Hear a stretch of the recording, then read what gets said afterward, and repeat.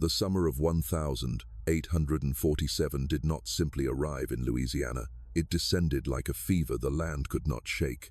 Heat pressed down from a white, pitiless sky, turning the air into something thick enough to taste, a blend of magnolia sweetness and the sour undertone of rot.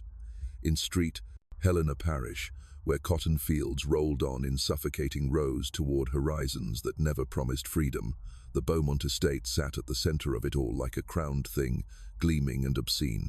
From the road, it was a picture of southern perfection, white columns reaching toward God, as if money could buy absolution. Verandas wrapped around the mansion like an embrace, imported marble floors that clicked under delicate shoes. 12 bedrooms no one dared to count as empty, because emptiness suggested lack, and the Beaumonts lacked nothing, not in public, not on paper.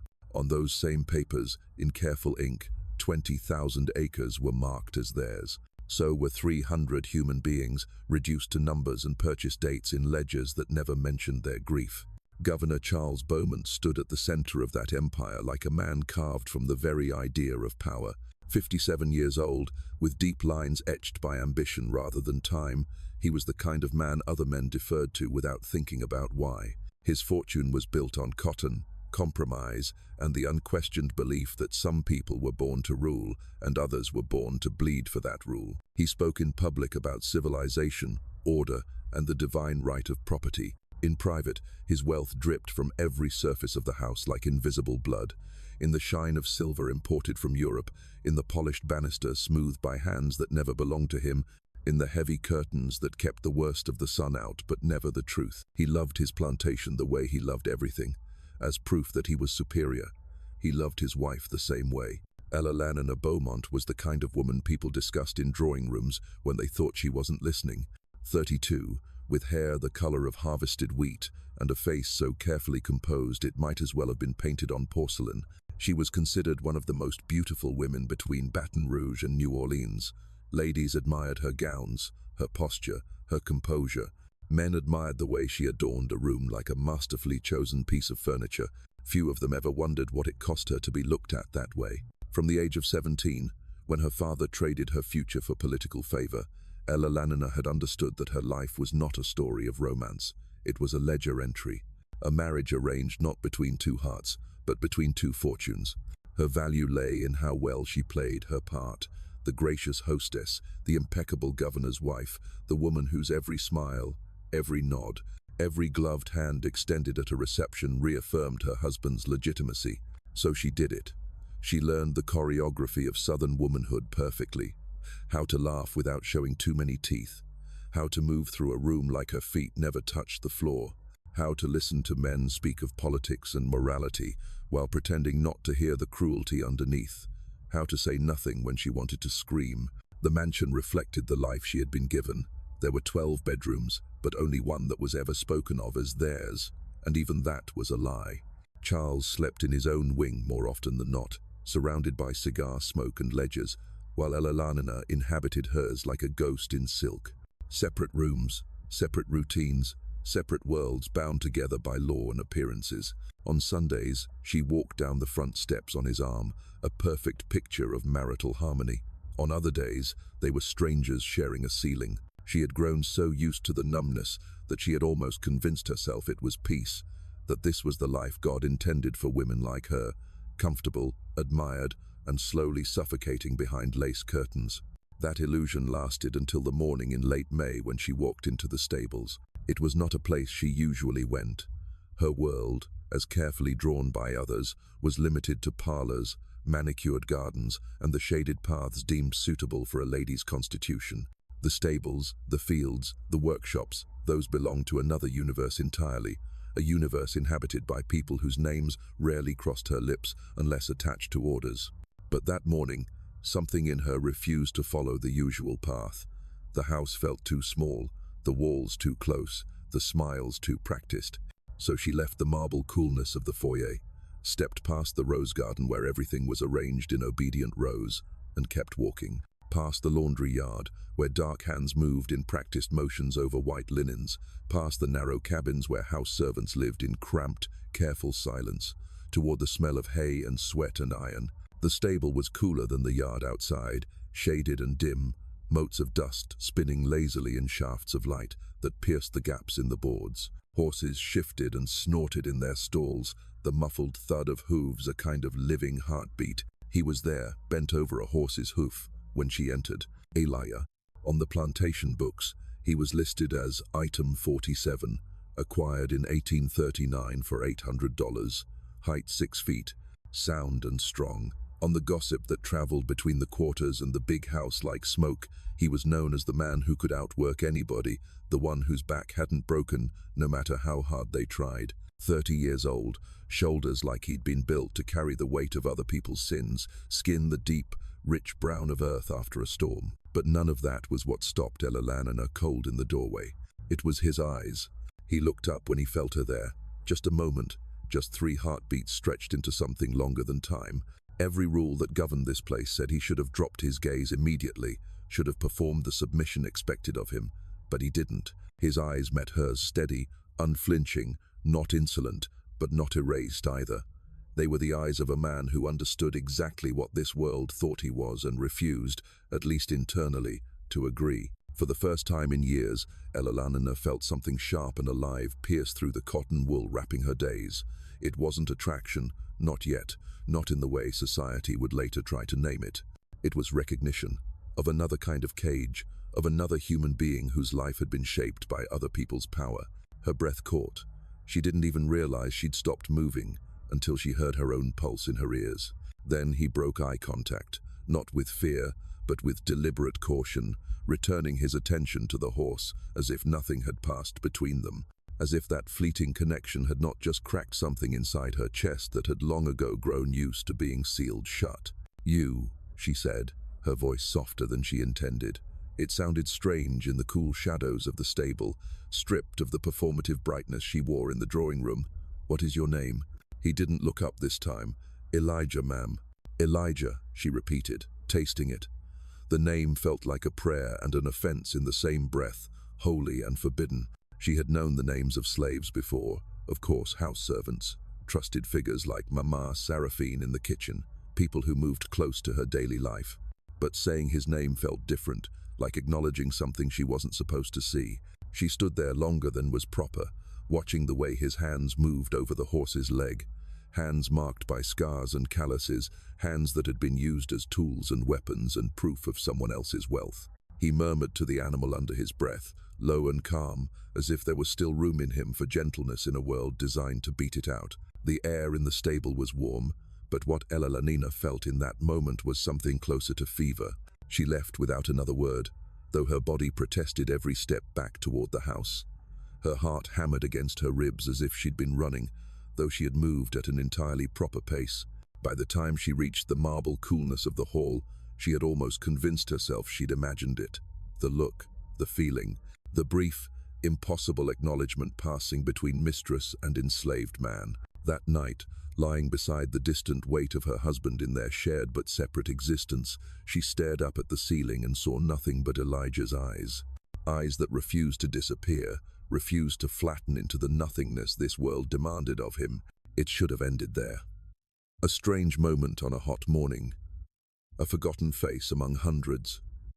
Another tiny fracture smoothed over by the relentless pressure of routine. But the heart, as Elelana was about to learn, had never been part of the plantation's calculations. And once something buried has been awakened, it does not go back to sleep just because the world insists it must. The morning air in the rose garden was different from the rest of the estate. It was the only place on the Beaumont plantation where the world seemed to breathe. Dew clung to petals like tiny jewels, and the scent of roses, heavy, sweet, almost intoxicating, drifted through the air with a softness that felt impossible so close to the brutality of the fields. Elelana had walked this path hundreds of times, but never like this. 3 days had passed since the moment in the stable, and something inside her had refused to settle. She had tried everything: needlework, music, tea with visiting ladies who loved the sound of their own voices, but the memory kept resurfacing, sharp as a thorn. Elijah's gaze holding hers for those forbidden seconds. She told herself she had simply needed air, that early morning walks were fashionable for women who wished to maintain a delicate complexion. But the truth was simpler, more dangerous. She hoped to see him again. When she rounded the hedge and saw him standing among the roses, pruning shears in hand, her breath caught not with surprise but with something closer to inevitability. He didn't look up when she approached. His movements were precise, practiced snipping away dead leaves, trimming stems with the knowledge of someone who had cared for these bushes far longer than she had admired them. "They're beautiful," she said, her voice barely above a whisper. "Yes, ma'am," even, controlled, every word measured for safety. But Elalanina sensed it, the undercurrent of emotion he was hiding so carefully. She wondered if he felt the pull too, the strange gravity that had taken hold in the stable. She almost hoped he didn't, because if he did, if he felt this same dangerous tension, then he was in far more danger than she was. "Do you have a family, Elijah?" The question escaped before she could swallow it. It was improper, intrusive, and yet she needed to know. She needed to understand him, this man who had unsettled her so deeply with a single look. Elijah's hands paused, only for a fraction of a second, but enough that she felt the world shift with it. "Had a wife once," he said quietly. "Sold off 7 years back. Alabama, I heard." He didn't look at her, didn't dare. "And a daughter. Littlest thing, hair like corn silk." His voice thinned, as though stretched over a wound. "Never." Something inside Elalanina broke, not in the dramatic way a porcelain vase shatters, but in the quiet way old glass cracks, silently, inevitably, leaving hairline fractures. She had heard such stories before. Everyone in Southern society had. They were told casually, like weather reports, spoken with the same tone reserved for mild inconvenience. "Such a shame," the ladies would say, but hearing it from him, seeing the grief carved into the set of his shoulders, made it real in a way she had never. "I'm so sorry." It was nothing, an apology from a woman whose world would never allow her to understand the depth of the suffering she spoke to. But Elijah stopped pruning. Slowly, he lifted his, not to challenge, not to hope. And in that look, Elalanina felt seen for the first.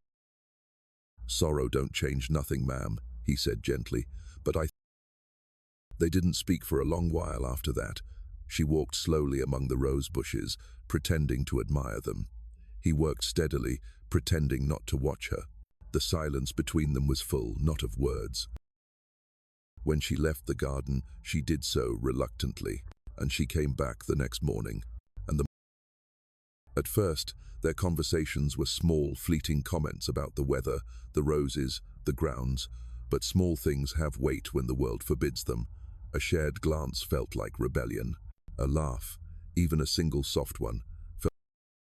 Elijah showed her how to recognize when a rose was about to bloom, how to trim the stems without damaging them, how to coax life out of soil beaten down by heat and time. He spoke of patience, of seasons, of knowing when to cut back and when to let grow. Elalanina realized he wasn't only speaking. She told him about books, her one escape, and about the places she had read about but never seen. Europe, the North, even the Western frontier. The world she longed for but was trapped outside of, like a child staring. She never said she was lonely, but Elijah heard it in her pauses, in the way her voice softened whenever she. In those mornings, the garden became a sanctuary, a world where the rules loosened, where they could speak like two human beings instead of two roles. And the house. Servants always noticed. In the slave quarters, survival depended on seeing the things white people pretended were invisible. They saw Elalanina rise earlier and earlier each morning, saw her walk straight to the roses, saw the way she lingered when Elijah was there, and left quickly. Mama Seraphine, the cookwife, weary and burdened with the memory of too many tragedies, watched silently. She didn't scold Elalanina at first, because she knew how. White women who looked too long at enslaved men, accusations whispered like poison, bodies hanging from trees, entire communities punished for one moment of perceived. But Elijah and Elalanina didn't smile or flirt or behave foolishly.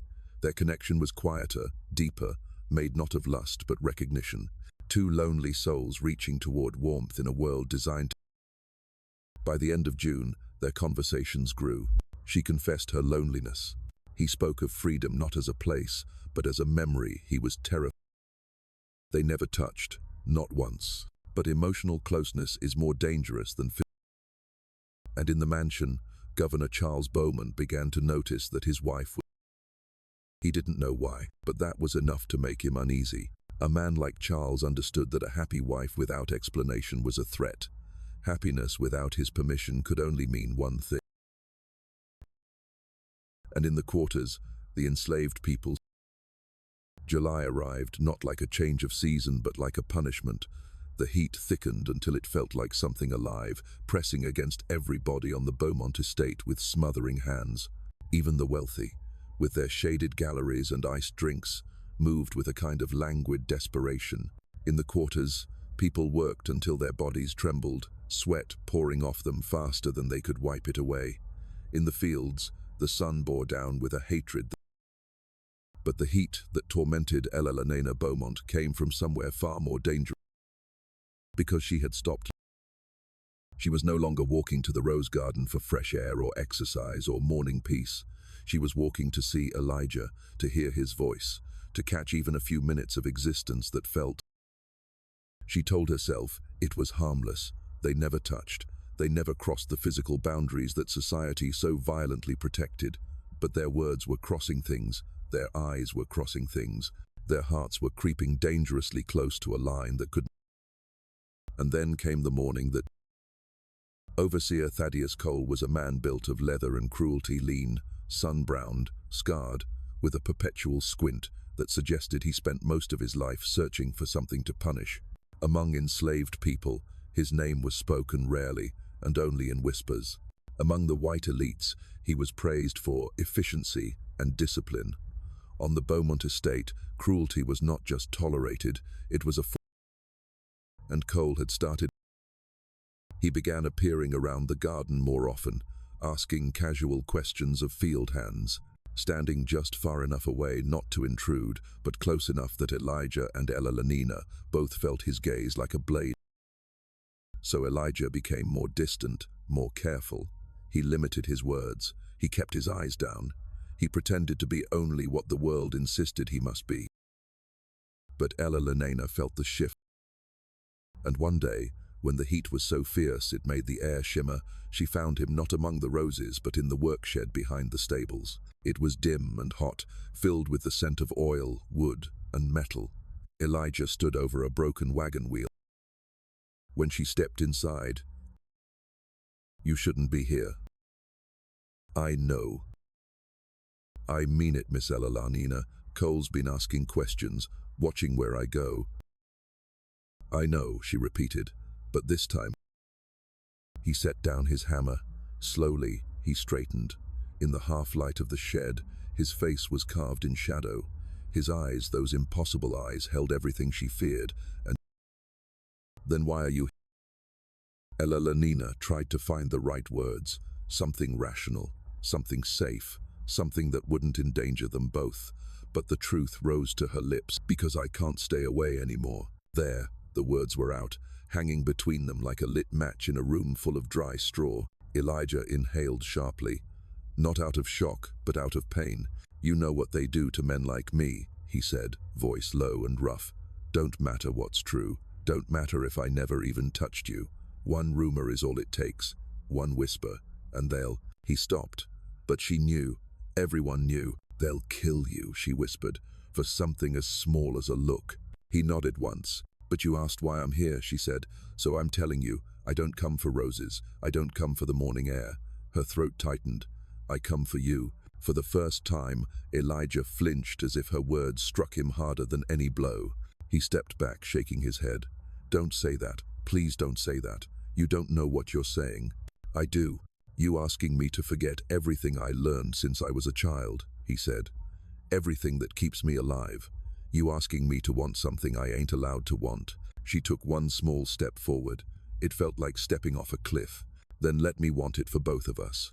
Silence, but not empty silence. A silence charged like the air before a storm. Elijah's jaw clenched. His fingers trembled. His breath came uneven. "My name ain't Miss Elena in here," she whispered. "Not when we're alone. Just call me Ella Lanina. He swallowed hard. You asking me to see you like a woman, not like. He couldn't finish the sentence. See me, she whispered. Please.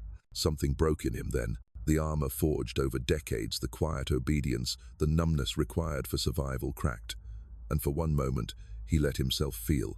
My daughter's name was Grace, he said suddenly. Ella Lanina's breath hitched. She understood. This wasn't a random confession. This was the door opening. I think about her every day. Wonder if she alive. Wonder if she remember my face. Wonder if she think I left her. His voice caught. I couldn't save her. Couldn't save my wife. Couldn't save myself. I wake every morning in chains I can't see no more, but that don't mean they ain't there. And now you. He stopped, shaking his head as if fighting something inside him. You hurt me, he whispered. Wanting you hurts more than any whip ever did. Ella Lanina didn't know she was crying until her tears hit the dusty floorboards. I'm sorry, she said. I never wanted to bring you pain. He took on step towards her. I didn't tell you to stop, he said. Her breath collapsed in her chest, and then the world shifted. Elijah reached out and took her hands in his. It was the first time they had ever touched. His hands were rough, scarred, calloused hands, shaped by endless labor.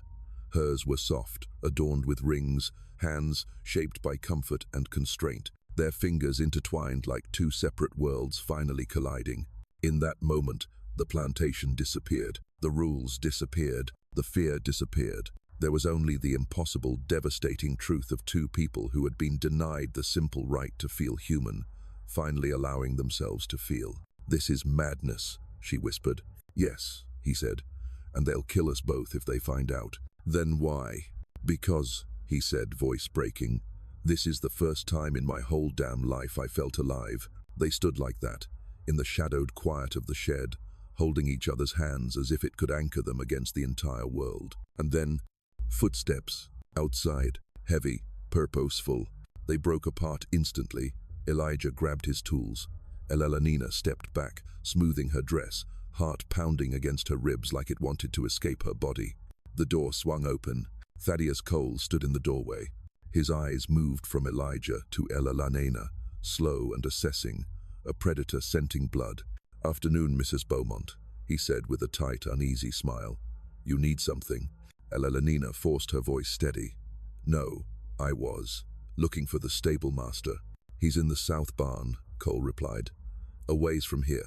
You shouldn't be wandering around these work sheds. Dangerous place for a lady. The words were polite, but the meaning was poison. She walked out past him, every instinct screaming not to look back at Elijah, but she felt his gaze burning into her spine. That night, lying in bed beside her husband's distant form, Ella Lanina stared into the dark and felt her pulse still racing from Elijah's touch. They had crossed a line, and there was no going back. For days after Cole's appearance in the work shed, the world pressed in on Ella Lanina from all sides. Every creak of the mansion's floorboards made her flinch. Every murmured conversation stopped when she approached. Every passing glance from a house servant felt heavy with unspoken knowledge. And every time she saw Elijah from a distance working under the pitiless sun, shoulders bent, head bowed, she felt something inside her twist painfully. They could not speak. They could not meet. They could not even stand near each other without fear tightening around their throats like a noose. And yet, she could not forget him. Not the look in his eyes, not the feel of his hands around hers, not the shock of realizing that someone in this world finally saw her, not as decoration but as a person. By the second week of July, the prison of silence became unbearable. Elijah worked far from the house now, reassigned by Cole for reasons he never stated but everyone understood. The overseer's eyes followed him at all times, calculating, predatory, waiting for the smallest misstep to justify punishment. Elijah's world had shrunk to labor and watchfulness. Ella Lanina's had shrunk to longing and fear, so she did the only thing she could. She wrote. It began as a single sheet of paper. She sat at her writing desk long past midnight, candlelight flickering against polished mahogany, the stillness broken only by the scratch of her pen and the frantic beating of her heart. She wrote words she had never said aloud, words she didn't know she was capable of forming. She wrote about suffocation, about loneliness, about being alive only when she was near him, about fear, about wanting, about how the moment he took her hands, she felt something inside her open like a window she hadn't known existed. When she finished, She stared at the letter, terrified. What she held was not a note. It was a death sentence for him, and possibly for her. She folded it anyway, but she had no way of giving it to him, until fate, or desperation, or the quiet bravery of a girl named Denina intervened. Denina was 16, small, quick, often overlooked in the way enslaved girls were trained to be invisible for their own safety. She cleaned chambers, fetched tea, carried linens. People noticed her only when she made mistakes. That invisibility made her the most powerful person on the estate if one needed something delivered without witnesses.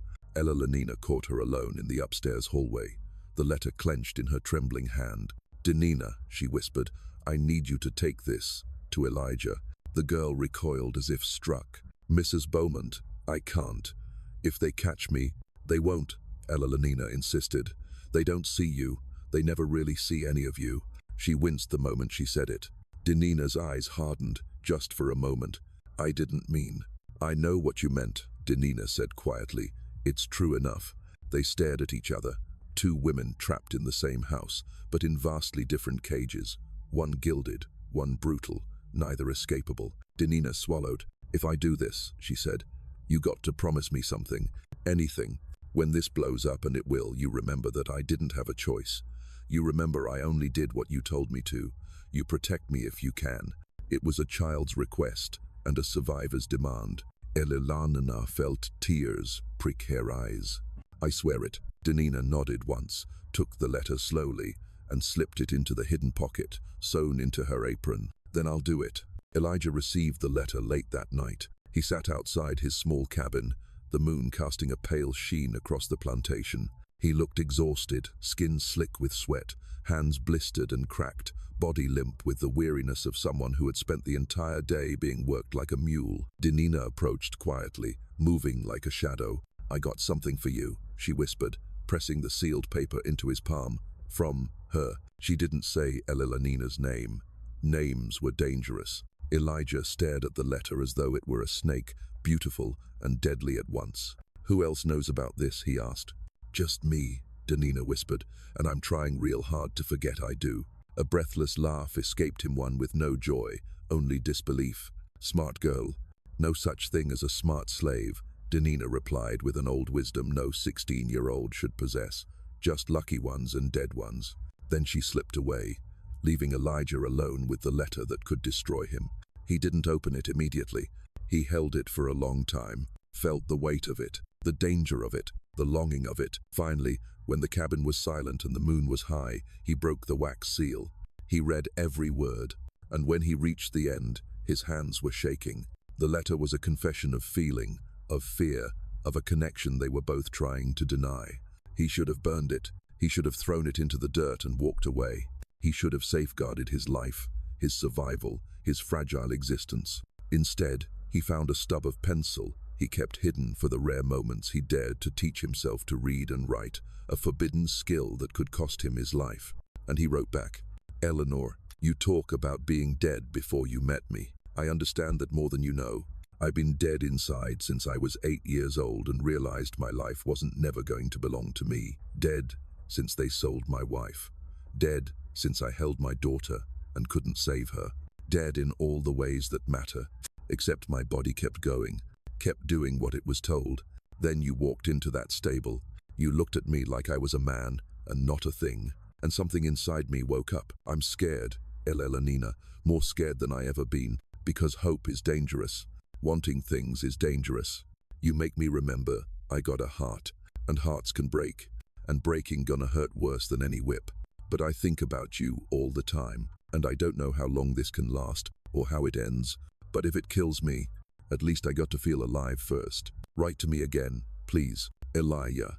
The letters became their lifeline. Night after night, Elelanina wrote in the dark, her past, her dreams, her fears.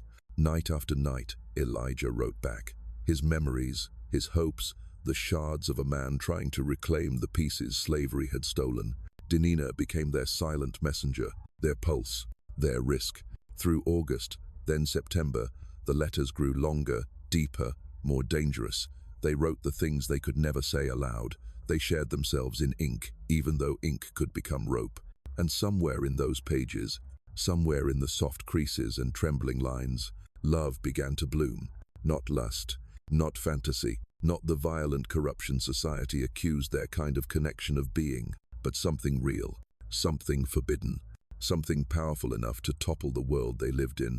And then, one afternoon in late September, Governor Charles Beaumont opened Ella Lenina's writing desk and found the letters.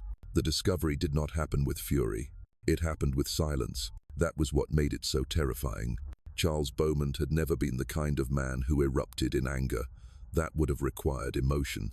Instead, his rage was quiet, strategic, methodical, coiled like a serpent, waiting to strike at the moment of maximum damage.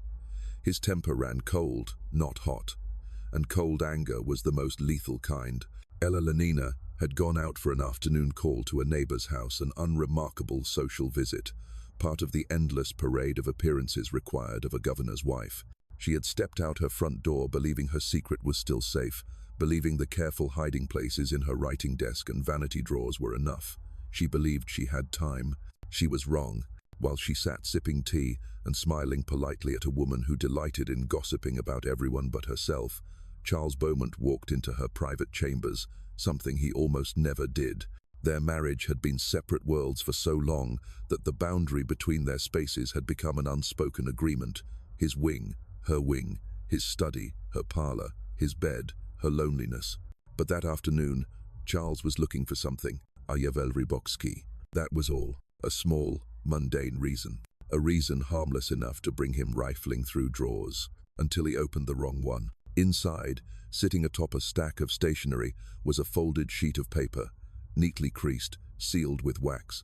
But it was the handwriting on the outside that caught his attention. His wife's handwriting. Curious and vaguely irritated, he opened it. He read one line, then another, then the entire page. By the time he finished, he was no longer breathing. Slowly, carefully, like a man disarming a bomb, Charles unfolded the other drawers, searching, digging, uncovering layer after layer of betrayal. 8 letters in total. 8 written confessions between his wife and a man he considered property. He read every one, not quickly, not in shock, but with the meticulous attention of a man sharpening a blade. When he was finished, he folded them all, tucked them into his coat pocket, and stood motionless for a full minute. The only sound in the room was the soft ticking of the ornate French clock on the mantel. Tick, tick, tick, counting down. Charles did not scream, did not swear, did not break anything. He walked calmly out to the veranda, cigar in hand, and lit it with the steady movements of someone planning murder. He stood there, staring across the fields he believed he ruled like a god. The smoke drifted upward, smooth and unhurried. To anyone watching, he might have looked peaceful. Inside him, something monstrous was waking up. Ella Lena sensed it the moment she returned home. The mansion felt wrong, too quiet, too still, too watchful. House servants moved quickly, avoiding her eyes. Some wouldn't meet her gaze at all. Others looked at her with a kind of grief, the same grief people give to someone who does not yet realize they are doomed.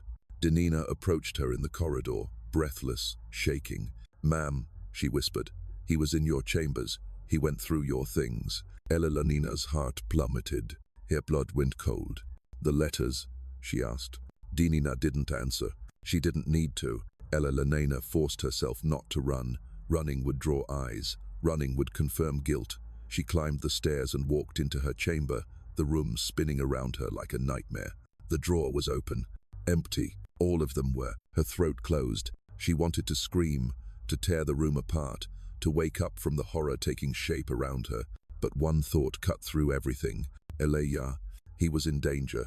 Immediate, irreversible, mortal danger. She turned to Denina. "Find him. Warn him. Now." Denina shook her head, tears already spilling. "I can't," she whispered. "They already went for him." "Who?" "Cole and 3 other men. The governor sent them an hour ago." Elilana's vision blurred. Her ears rang. Her knees weakened so hard she had to grab the dresser to stay upright. "No, no, God, please." She ran. Her skirts tangled around her legs as she bolted down the staircase, out the door, across the lawn. She didn't feel the gravel slicing her slippers or the scorching humidity pressing against her lungs. She ran past the garden, past the work sheds, toward the cluster of cabins near the quarters where she could hear shouting. And then she saw it. Torchlight, a ring of men, and Elijah, blood on his face, hands bound behind his back, kneeling in the dirt. "Stop," she screamed, voice breaking on the word. "Stop this now." Every head turned. The scene froze. It was the most scandalous sight any of them had ever seen. Elalina Beaumont, hair undone, dress torn, running through the slave quarters like a wild thing. Cole's lip curled. "Mrs. Beaumont, you ought to go back to the house. This ain't something a lady should see." "You will release him," she shouted, shoving past two men. "Now." Cole's gaze hardened.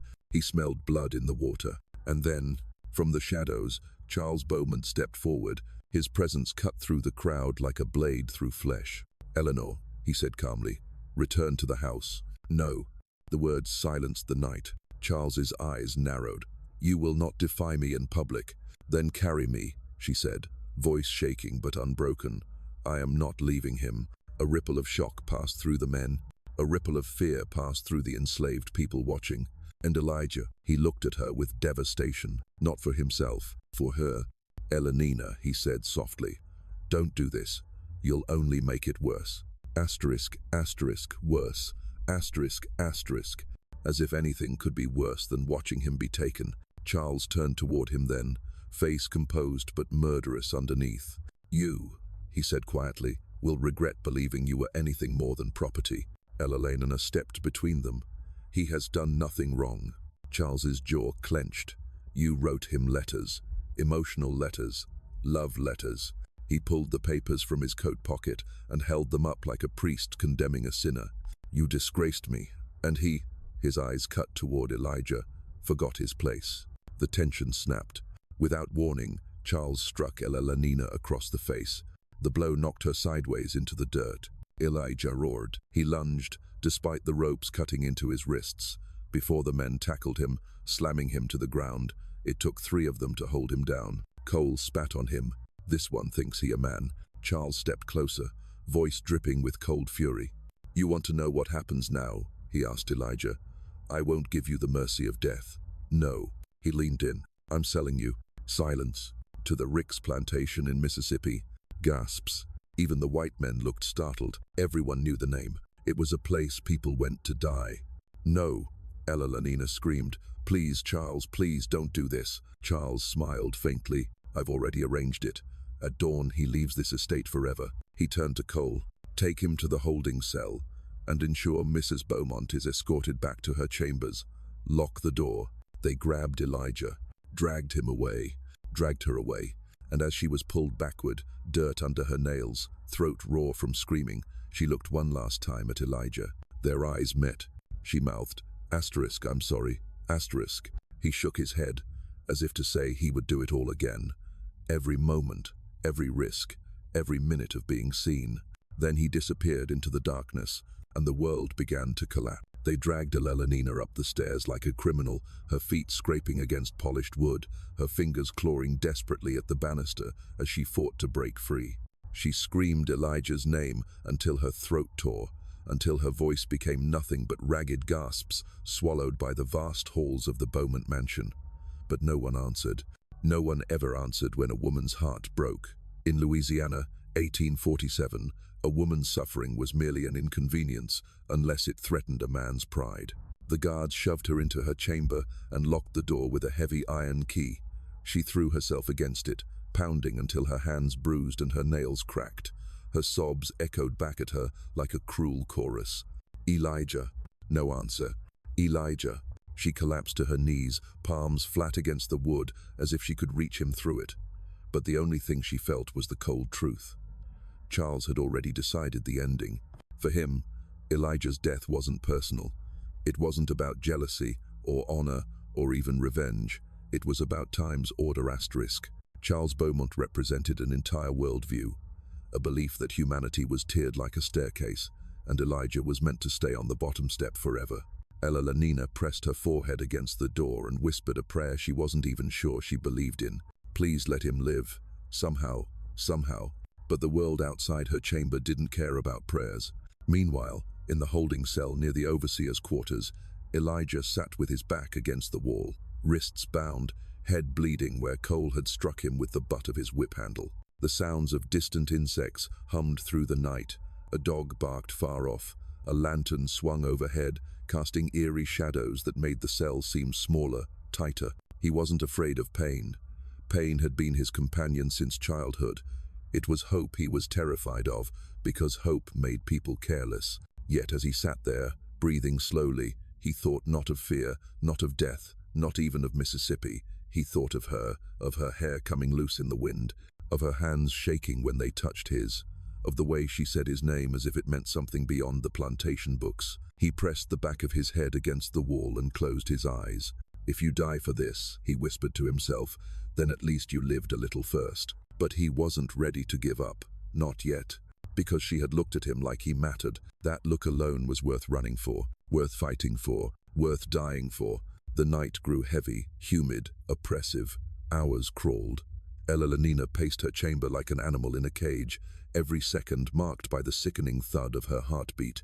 She tried to force the window open. She tried picking the lock with a hairpin. She tried everything short of breaking her own bones. Nothing worked. Finally, her legs gave out, and she sank onto the floor, shaking. "This is my fault. All of it. I did this." She thought of Elijah alone in a cell.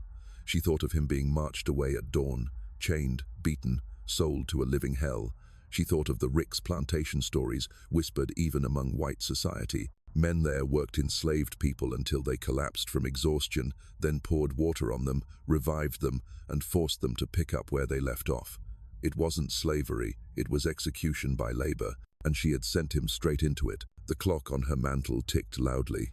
Tick, tick, tick. Each second was a countdown to his slow death. She lifted her head. "No," she whispered, "I won't let it end like this." She stood up, and then she smelled something strange. Smoke.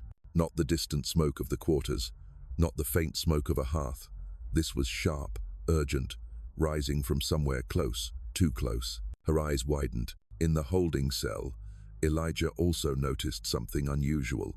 A flicker of orange light beneath the door, smoke curling through the cracks. He rose to his feet slowly. Someone was burning the small outbuildings, not the main house, not the quarters, but the structures near the cell. A distraction? A rescue attempt? He didn't know, but hope, for the first time in hours, flared like a match struck in darkness. Footsteps rushed outside. Men shouted. Buckets clattered. Lights swung across the yard. Elijah leaned against the cell door, closed his eyes, and listened. Someone approached. Quiet, soft-footed, not running like the others. A whisper. "Elijah." He froze. The lock clicked. Metal shifted. The door eased open. Elijah's eyes adjusted to the dimness. He saw only a silhouette, faint, fast, trembling. He recognized her shape, but it wasn't Elalina. "Denina." "Go," she hissed. "I broke the lock. The fire's a distraction. You ain't got long. Run. Run north. Follow the swamp edge. Rain's coming. It'll hide your scent from the dogs." He stepped forward, stunned. "Why? You know why," she said fiercely. "Ain't no one should die for feeling human." For a moment, he couldn't speak. He placed a hand on her shoulder, a brief, wordless thank you. Then he ran.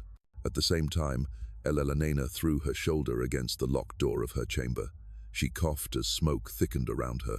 Flames were crawling up the east side of the mansion fast, hungry, fueled by draperies and old furniture. Someone was screaming outside, voices, shouting orders, the chaos of people fighting a growing inferno. "This is a nightmare," she gasped. "Oh God, please Elijah, where is he?" She tried the door again. No use. Smoke poured in under the frame. The fire was climbing the staircase outside. Her eyes burned. Her lungs seized. She stumbled back toward the window, and in the distance, through the smoke, through the heat, she thought she saw a shadow running across the fields. Tall, lean, moving with desperate speed. Her heart slammed so hard it hurt. "Elijah," she whispered. "Run." She pressed her palms against the glass, tears mixing with soot, and then rain began to fall. A sudden southern storm, heavy, violent, cleansing. The flames hissed but did not die. But the rain washed away footprints, washed away scent, washed away evidence. A gift, a miracle, a chance. She collapsed to her knees as the smoke overtook her vision, coughing violently, hair plastered to her sweat-soaked face. But through the thick haze, through the fear, through the misery, She allowed herself a single, fragile truth. He was free, maybe, and that was enough to keep her breathing. By dawn, the fire was contained. Part of the slave quarters burned. The holding cell lay in ruins. But Elijah was gone. Dogs were sent. Men were armed. Patrols were formed. But the rain erased everything. Charles Beaumont was furious, white-hot fury hidden beneath a mask of calm control. The fire had ruined his perfect punishment, his perfect lesson, his perfect display of power.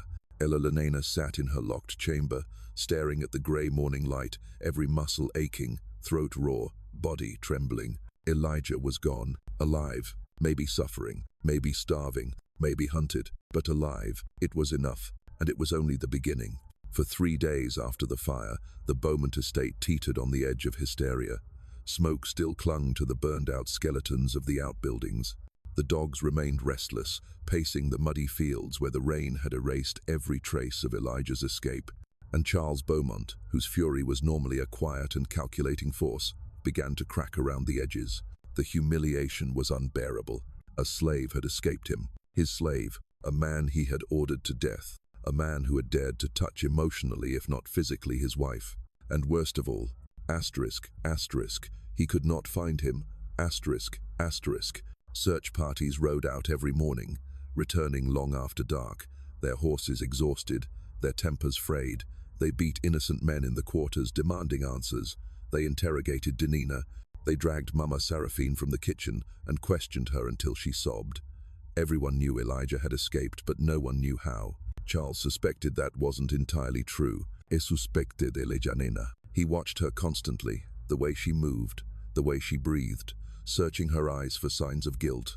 And every time she flinched under his gaze, his suspicion grew. But suspicion wasn't enough. Not yet. He needed control, proof, power, so he used the one thing he had plenty of: cruelty. On the 4th day, he summoned Elena to his study. The room smelled of cigar smoke and leather, heavy with the weight of his authority. Books lined the walls, books he read, not for wisdom, but for validation. Ledgers lay open on the desk, records of purchases, profit, human lives reduced to columns of numbers. Elena stood before him, with her hands clasped tightly, skin pale, hair still singed from the night of the fire. "You will leave for Charleston," Charles said without preamble. Her breath caught. "What? You heard me. You have disgraced this family. You have endangered my reputation. You have nearly destroyed this plantation with your recklessness. You need correction." Cold dread slid down her spine. "Charles, please. You will stay with your sister for the remainder of the year," he continued, ignoring her protest. "You will not write to anyone. You will not receive letters. You will attend church, behave properly, and allow this scandal to die. When I deem you fit to return, you will return." "Scandal," she whispered, her voice quivered. "You care more about appearances than what you almost..." His hand slapped across her face before she even finished the sentence. She stumbled, caught herself on the table, tasted blood. "You will not speak to me of morality," he said, voice as calm as still water hiding a monster beneath. "You have lost that right." Elena lifted her chin, trembling but defiant. "And what of Elijah? Will you send more men? Will you hunt him until you kill him?" Charles' lips curled into a quiet, cruel smile. "My dear wife," he said, "I don't need to hunt him. He won't last a week. The swamp will finish what I started." Her vision blurred with rage and horror. She wanted to scream, to hit him, to do something, anything, to shatter the monster sitting across from her. But she did none of those things, because she realized something important. Asterisk. As long as she remained here, she was powerless. Asterisk. But exile. Exile meant distance. Distance meant freedom. Freedom meant opportunity. She lowered her eyes. "As you wish." Charles exhaled sharply, irritated by her submission, but satisfied. And that was how, less than a week after Elijah fled into the night, Elena Beaumont was escorted in a carriage to Charleston under the guise of visiting family. She stared out the window during the journey, clinging to a single truth. He escaped, he survived, and she would find him again. Charleston society welcomed her as if nothing were wrong. The salons and drawing rooms and dinner parties of wealthy Southern women embraced her in a haze of false concern and thinly veiled curiosity. "Darling, you look pale. Was it the fire? I heard rumors about a runaway, dreadful business. You poor thing, you must be lonely without your husband. Elenina smiled, nodded, played her part. But inside, her heart was a battlefield. Every night, she replayed the moment she saw Elijah running into the storm, his silhouette a dark, desperate streak across the fields. Every night, she begged whatever gods existed to keep him alive, but grief gnawed at her, not grief for herself, but for the people she left behind. Dinina, Mama Sarafini, the women who had risked everything to save her, the enslaved families forced to endure Charles Beaumont's wrath, and with each passing day, her shame transformed into something sharper. Resolve. If she could not protect Elijah with her presence, she would protect him with her knowledge. She began writing again. Not letters, records. She documented everything she remembered about the Beaumont estate, the punishments, the labor quotas, the winter shortages, the violence Cole inflicted, the illegal slave trades Charles oversaw, the secret auctions, the political men who attended them. She wrote about the fire. She wrote about the escaped slave. She wrote about the letters Charles confiscated. She wrote the truth.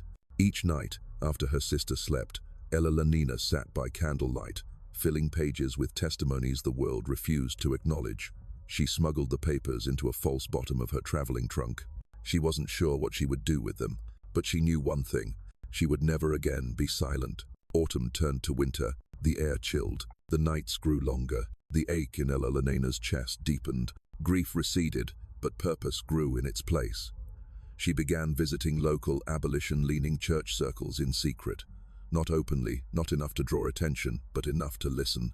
Enough to learn what routes enslaved people used to flee, which ports smuggled humans north, which safe houses existed along the coast.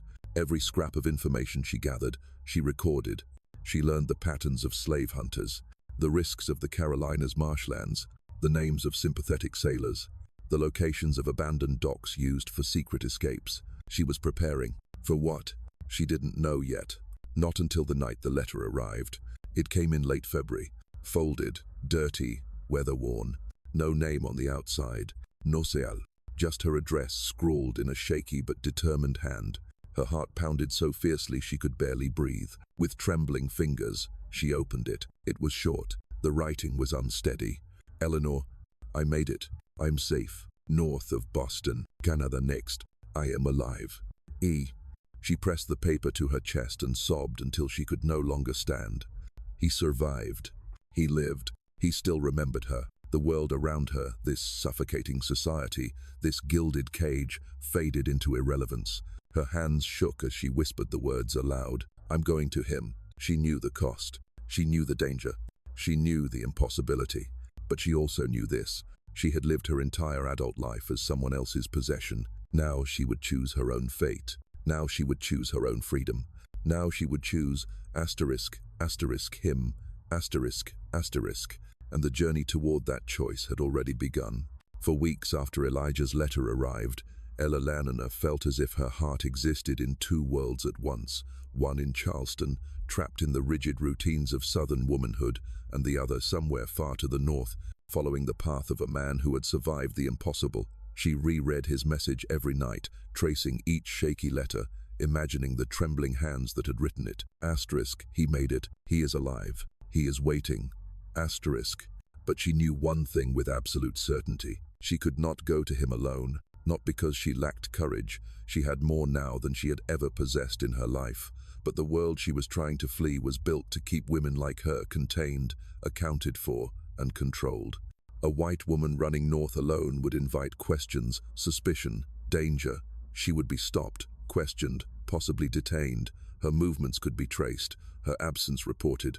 She needed someone invisible, someone who could navigate shadows, someone who had survived under danger their entire life, someone she trusted with her life. She needed Dinina Elenina returned to Louisiana in early spring of 1849, carefully, quietly, a dutiful wife returning after recuperating from illness. She stepped off the carriage, expecting to see the familiar mansion standing proud and imposing above the fields. Instead, she saw a burnt husk. The Beaumont mansion was gone, only charred beams and collapsed stone remained, a monument to the night everything changed. Workers moved among the ruins. Smoke still clung to the blackened timbers even months after the fire. At the far edge of the grounds, the slave quarters stood intact but tense. Everyone moved with caution, eyes hollow, backs stiff. The fear was palpable. Elena scanned the faces until she found the one she needed. Denina, the young woman, stood near the well, carrying a bucket, her shoulders straight, her face older and sharper than Eleanor remembered. Life on the plantation had carved lines of weariness into her skin, but her eyes still held that quiet fire. The girl had become a woman in the years Eleanor was gone. When Denina saw her, she froze. Then, slowly, so slowly, she set down the bucket and walked toward her. "You came back," she said softly. "I had to." Eleanor's voice was barely louder than the wind. "But I won't be here for long." Denina blinked. "You leave again?" Eleanor nodded. "If you'll help me." The silence between them stretched. Denina's eyes flicked around the yard, measuring the risks. "Talk inside," she whispered. "Too many ears here." They slipped into what remained of the kitchen house, a building spared by the fire. The walls were cracked. The smell of smoke still lingered, but it was private enough. Denina closed the door behind them. "Tell me," she said. Eleanor took a deep breath, hands trembling. "Elijah survived." Denina sucked in a sharp breath and covered her mouth to keep from crying out. Her eyes filled instantly. "Thank God," she whispered. "Thank God. He made it north, Boston, maybe by now even Canada." Denina wiped her face with the back of her hand. "So, you going to him?" "Yes." Eleanor met her eyes. "And I'm not going alone. I can't make it without help. But more than that," she stepped closer. "I won't leave you behind. Not again." The young woman's throat worked. "Miss Elenina, if I go north, I ain't ever coming back." "I know. You ready for that?" "I am." Denina stared at her for a long moment. Then her jaw set with the same determination Eleanor had once seen the night of the fire. "Then we run," Denina said quietly. "But it ain't just gonna be us." Eleanor frowned. "Who else?" "All of them." Denina gestured toward the fields. "You think I'm leaving Mama Seraphine? You think I'm leaving the young boys they gon' sell off next month? You think folks ain't been waiting their whole lives for a window like this?" Eleanor's breath hitched. "How many?" Denina leaned in. "As many as want to go." Eleanor felt her pulse race. How? How do we get that many people north?" Denina smiled grimly. "The same way folks been doing it for years. Quiet, slow, smart.